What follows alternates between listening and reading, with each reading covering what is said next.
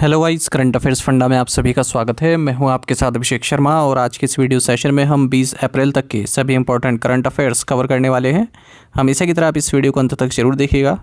आज भी काफ़ी कुछ आपको जानने के लिए मिलेगा। सेशन की शुरुआत करने से पहले आप सभी को बताना चाहूँगा, यदि आप हमारे daily current affairs PDF, weekly PDF, monthly PDF और हर महीने के banking and economic awareness PDF चाहते हैं तो करंट अफेयर्स फंडा का 1 ईयर मेंबरशिप प्लान आप ज्वाइन कर सकते हैं, जिसका लिंक आपको वीडियो के डिस्क्रिप्शन में या फिर फर्स्ट कमेंट में मिल जाएगा। आपको बता दें, इस 1 ईयर मेंबरशिप प्लान के तहत जितना भी हमारा PDF कंटेंट है वो हम आपको 1 साल तक के लिए प्रोवाइड कराते हैं, जिसे आप डाउनलोड कर सकते हैं, प्रिंट आउट भी निकलवा सकते हैं। इसके लिए चाहे तो आप करंट अफेयर्स फंडा ऐप को यूज़ कर सकते हैं या फिर अपने लैपटॉप या सिस्टम की मदद से वेब लॉगिन भी कर सकते हैं। कोई भी आपका एग्जाम हो, बैंकिंग, SSC, रेलवे या फिर स्टेट PCS, जहाँ पर भी जनरल अवेयरनेस या करंट अफेयर्स पूछे जाते हैं, सभी एग्जाम्स के लिए हमारा PDF कंटेंट काफ़ी यूज़फुल है। दूसरा कोर्स हमारा बैंकिंग अवेयरनेस का है। कंप्लीट बैंकिंग अवेयरनेस हमने आपको इसमें पढ़ाया है। न केवल आपके बैंकिंग मेंस एग्जाम, बल्कि अगर आप बैंकिंग इंटरव्यू देते हैं जैसे SBI PO, IBPS PO, RRB PO या फिर RBI ग्रेड B, इनमें जो आपसे इंटरव्यू में बैंकिंग नॉलेज पूछी जाती है वो सब भी आपकी इसी बैंकिंग अवेयरनेस कोर्स में पूरी हो जाएगी। साथ ही साथ SSC, रेलवे, स्टेट PCS जैसे एग्जाम्स में इंडियन इकोनॉमी के जो क्वेश्चंस पूछे जाते हैं, जैसे GDP पर क्वेश्चन पूछते हैं, 5 ईयर प्लान पर अब तक क्वेश्चन पूछते हैं, नीति आयोग पर क्वेश्चन पूछते हैं, poverty, types of inflation, deflation, stagflation, types of unemployment, है ना, और भी जैसे मनी मार्केट, कैपिटल मार्केट, जिसमें शेयर मार्केट भी आता है आपका, और अलग अलग ऑर्गेनाइजेशन जैसे RBI, SEBI, SIDBI, NABARD, types of banks, insurance sector से संबंधित जो एग्ज़ाम्स होते हैं उनके लिए मटेरियल सब कुछ इसमें प्रोवाइड कराया गया है। और डेमो वीडियो लेक्चर्स और डेमो PDFs भी अवेलेबल हैं, उनको आप पहले देख लीजिएगा कोर्स बाय करने से पहले। उससे आपको एक आइडिया लग जाए किस तरह कंटेंट हमने आपको इन कोर्सेज़ में प्रोवाइड कराया है। दोनों ही सेपरेट कोर्सेज़ हैं, अलग अलग कोर्सेज़ हैं और 1 साल की वैलिडिटी है दोनों ही कोर्सेज़ की। करंट अफेयर्स फंडा ऐप पर आपको मिल जाएंगे। ऐप का लिंक वीडियो के डिस्क्रिप्शन में या फिर फर्स्ट कमेंट में दिया गया है, वहाँ से आप इंस्टॉल कर सकते हैं। फिर भी कोई डाउट अगर आपका रहता है तो हमारा कस्टमर केयर नंबर है 8448169188। इस पर आप कॉल कर सकते हैं या फिर व्हाट्सएप करके भी जानकारी प्राप्त कर सकते हैं। तो चलिए फिर करते हैं शुरुआत इस वीडियो सेशन की। हमेशा की तरह सेशन की शुरुआत क्वेश्चन ऑफ द डे से करेंगे, जिसका आंसर आपको अभी कमेंट बॉक्स में करना है। पूछना है कि पन्ना बायोस्फीयर रिजर्व कहाँ है, where is Panna biosphere reserve. Options हैं उड़ीसा, राजस्थान, उत्तर प्रदेश या फिर मध्य प्रदेश। तो जल्दी से आप आंसर कर दीजिए, फिर हम आगे बढ़ते हैं। और इसी तरह के क्वेश्चन यदि आप प्रैक्टिस करना चाहते हैं तो हमें टेलीग्राम पर जरूर ज्वाइन करें। करंट अफेयर्स फंडा नाम से हमारा टेलीग्राम चैनल है।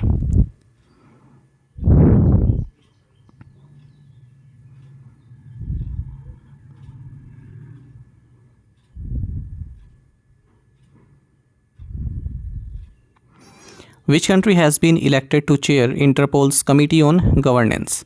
इंटरपोल की गवर्नेंस समिति की अध्यक्षता के लिए किस देश को चुना गया है? ऑप्शंस आपके सामने हैं। सही आंसर ऑप्शन डी है यूनाइटेड अरब अमीरात। जो यूनाइटेड अरब अमीरात यानी कि UAE, ये इंटरपोल की जो कमेटी ऑन गवर्नेंस है उसकी अध्यक्षता करेगा। ये एक की एडवाइजरी कमेटी है, महत्वपूर्ण एडवाइजरी कमेटी है इंटरपोल की, कमेटी ऑन गवर्नेंस। और ऑर्गेनाइजेशन में किस तरह से गवर्नेंस को इन्हेंस किया जाता है उससे संबंधित अपनी रिकमेंडेशन देता है।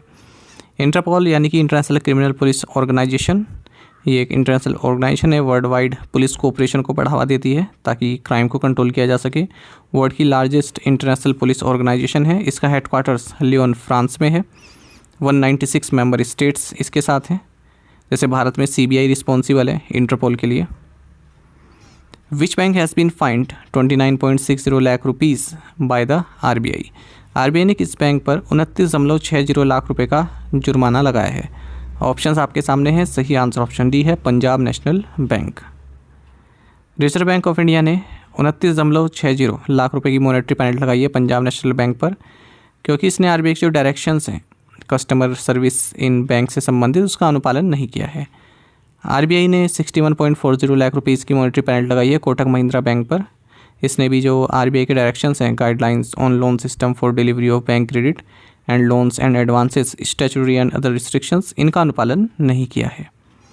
साथ ही RBI ने 38.60 लाख रुपीज़ की मॉनेटरी पेनल्टी लगाई है IDFC फर्स्ट बैंक लिमिटेड पर।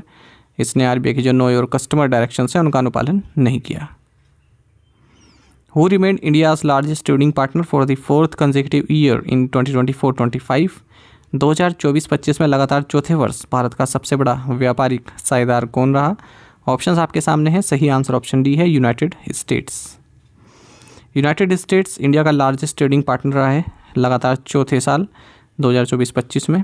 और बायलैटरल ट्रेड जो है भारत और यूएस के बीच में, यानी कि दो तरफा ट्रेड जो है वो 131.84 बिलियन यूएस डॉलर का रहा है।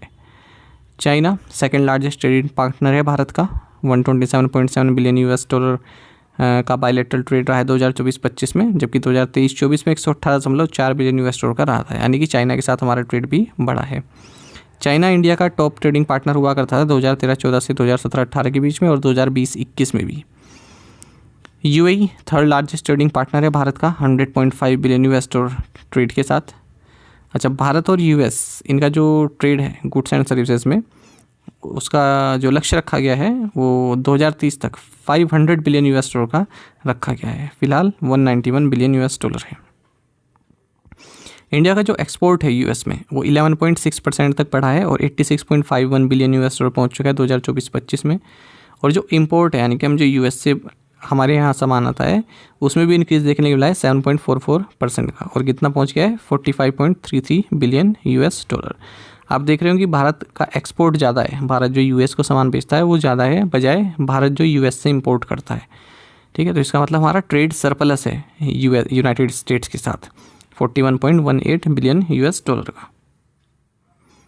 What is India's projected economic growth rate for 2025 according to the UNCTAD report? UNCTAD report के अनुसार 2025 के लिए भारत की अनुमानित आर्थिक विकास दर क्या है?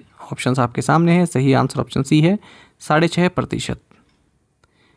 Bharat fastest growing major economy रहेगा 6.5% ग्रोथ के साथ 2025 में, ऐसा UN trade and development report में बताया गया है।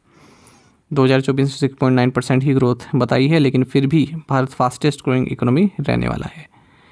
इकोनॉमिक ग्रोथ जो है वो 2.3% रहेगी 2025 में, ऐसा अंकटैड ने कहा है। और इनकी रिपोर्ट का टाइटल था trade and development foresight 2025 under pressure, uncertainty reshapes global economic prospects. According to the State of Social Protection Report 2025, how many people in low and middle income countries lack adequate social protection? सामाजिक सुरक्षा स्थिति report 2025 के अनुसार निम्न और मध्यम आय वाले देशों में कितने लोगों के पास पर्याप्त सामाजिक सुरक्षा का अभाव है? ऑप्शंस आपके सामने है, सही आंसर ऑप्शन डी है 1.6 billion.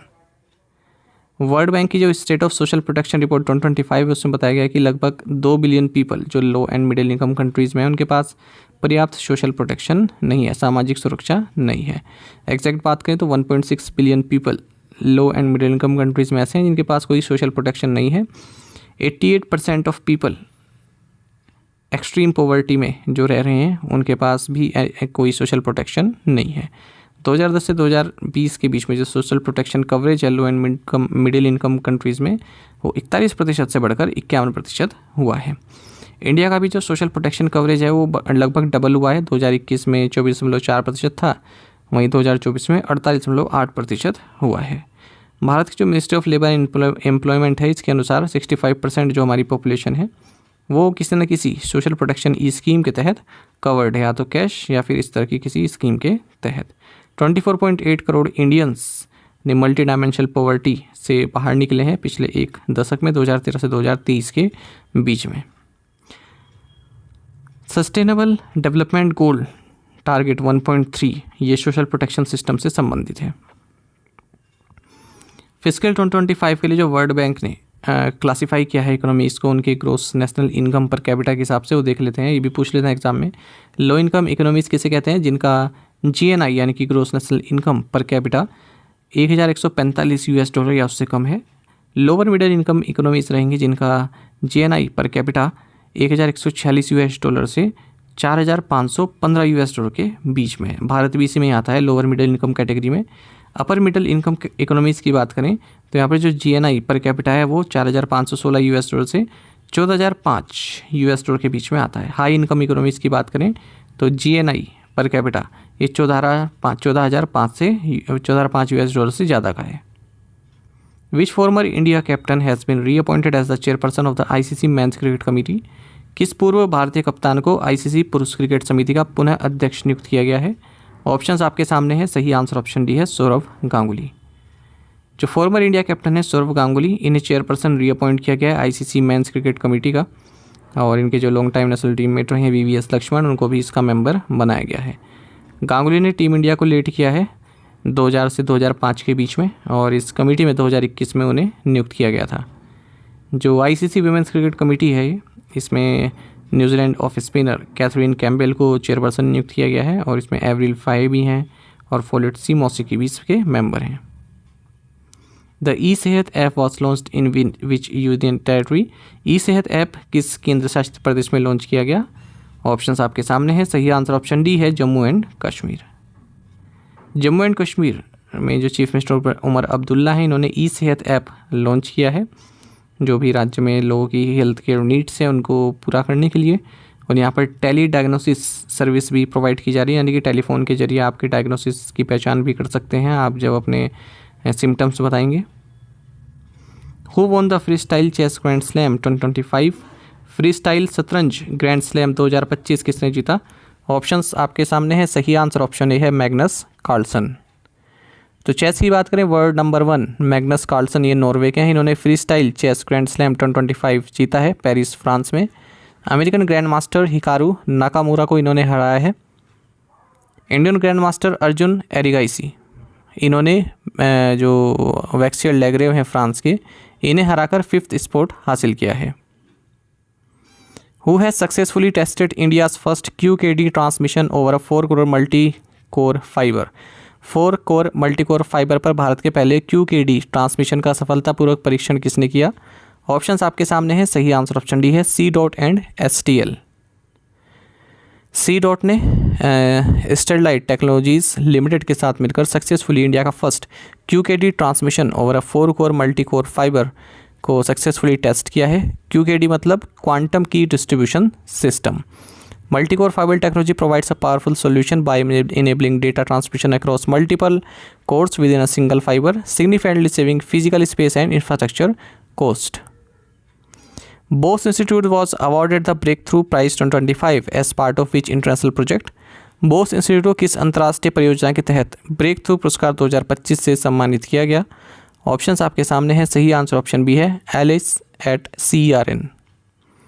Experimental high energy physics group of Bose institute Kolkata, Bose institute Kolkata का ये एक ग्रुप है, experimental high energy physics group. इसे breakthrough prize 2025 in fundamental physics से सम्मानित किया गया है, क्योंकि ये जो CERN का जो एलिस प्रोजेक्ट है उसका हिस्सा था। $3 बिलियन इसमें मॉनेटरी प्राइज रहता है, और कई थाउजेंड रिसर्चर्स को दिया गया है, लगभग 70 से ज़्यादा कंट्रीज़ के, जिन्होंने 4 एक्सपेरिमेंटल कोऑपरेशन में अपना सहयोग दिया है। ठीक है, जैसे ATLAS, CMS, ALICE, LSCB। Bose institute Kolkata इकलौता ऑटोनोमस इंस्टीट्यूट है जो department of science and technology government of India के तहत आता है, और एलिस जो प्रोजेक्ट है यानी कि a large ion collider experiment, इसका हिस्सा रहा है। टू द पॉइंट क्वेश्चन, उनके आंसर्स देख लेते हैं। When is the world art day celebrated? 15 April. When is the world quantum day celebrated? 14 April. World art day 15 April. Who was elected as the president of Gabon for 7 years? Brice Oligui Nguema. On which date President Draupadi Murmu gave her assent to the Waqf Amendment Act 2025? 5 April 2025. Which state launched the Maternal and Child Sanjeevan Mission Strategy Document and Anmol 2.0 web portal? Answer is Madhya Pradesh. आप में से कई students ने बिल्कुल सही answer किया है, इसी तरह से पार्टिसिपेट करते रहिए। चलिए टू द पॉइंट क्वेश्चन देख लेते हैं, इनके आंसर आपको भी करने हैं। Who step down as CEO of ONDC? When is the National Fire Service Day observed? When was the 106th anniversary of Jallianwala Bagh Massacre observed? Who is known as the father of cooperative movement globally? April this marks Siachen Day, commemorating the Indian Army's Operation Meghdoot in 1984. इन पांचों questions के answer आपको comment box में देने हैं। यदि एक question का answer भी आता है वो भी आप हमें अवश्य बताइएगा। साथ ही हमें टेलीग्राम पर जरूर ज्वाइन करें। करंट अफेयर्स फंडा नाम से हमारा टेलीग्राम चैनल है। Thank you guys.